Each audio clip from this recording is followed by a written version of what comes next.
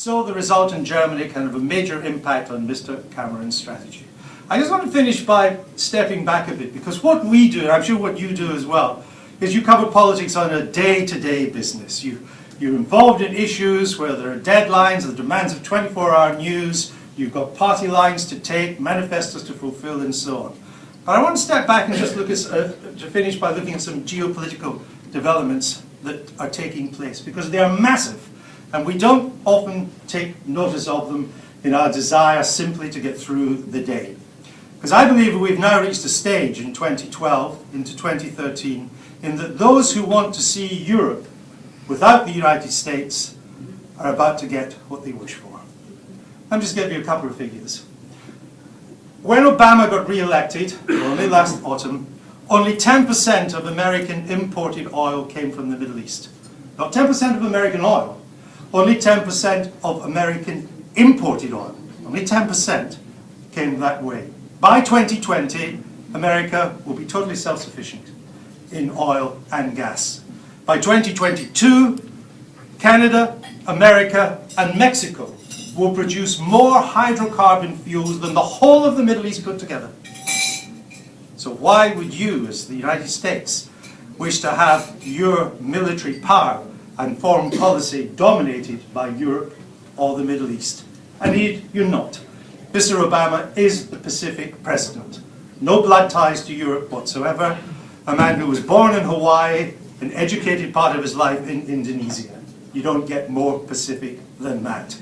And you can see already a major change is going to take place this year.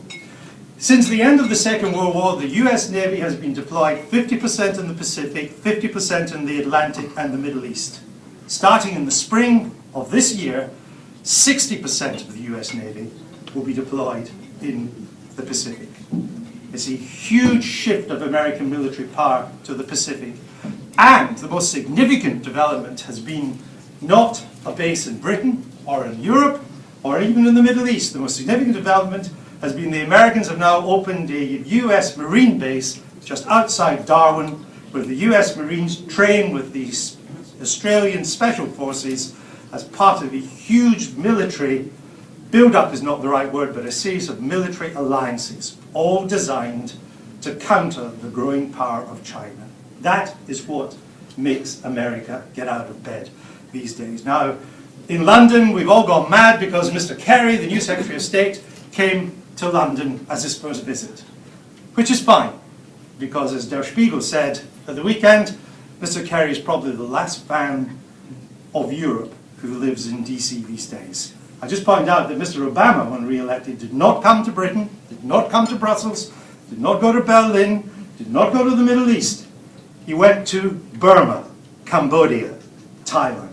That's where he went, because that's where he thinks the action is and where America's future now lies. And again, we all got excited because in his State of the Union address, he talked about the prospects of an EU-US free trade agreement. And the talks are going to begin. I can tell you, because as an ex-White House correspondent, I still have some contacts there, that was shoehorned into the speech at the last minute. It was one sentence, and it was at the request of the State Department to keep the Europeans happy. He spent much more time talking about the Trans-Pacific Pact. He wants to do a free trade agreement with a whole range of Pacific countries involving, let me just go through them, to let you know what is beginning to happen. Canada, Mexico, Chile, Peru, Australia, New Zealand, Vietnam, Singapore, Malaysia, and Brunei, and now Japan. The Japanese Prime Minister, Mr. Abe, was in the White House last week, and he said, I want two things from the Obama presidency. I want to be part of the free trade agreement, and I want access to shale gas from the United States. Now, at the moment, it's illegal unless you get a Department of Energy permit to export gas from the United States, but they have so much gas they're burning it off, and very soon they'll simply export it instead. Now, this switch in power, this pivot to the Pacific, is taking place at a time when Europe has problems standing on its own 2 feet, as you well know, and particularly at a time when our defense capabilities are in deep decline. The RAF has 25% of combat aircraft it had in the 1970s. The Royal Navy has 19 destroyers and frigates against 69 in 1977. The British Army is as small as it's been since the start of the Napoleonic Wars. We had 27 subs in 1990, we have 7 now. The French had 17 subs in 1990, they have 6 now. Only Britain and Greece spend more than 2% of the GDP on defence. Spain spends 1% of its GDP. Defence has been cut by 15%, quite naturally, in these difficult economic times. Though we do spend a lot, Britain's the 4th largest, you wonder where all the money goes. In this country, Belgium, it's clear. 75% of the defence budget goes on personnel and pensions, which is why someone once described the Belgian army as an unusually well-armed pension fund. So at a time when the Americans are losing interest and have strategic powers and interests elsewhere in the world, there's a huge challenge for Europe to live in a world in which the Americans will not be there. Now, many people have always wanted the Americans out.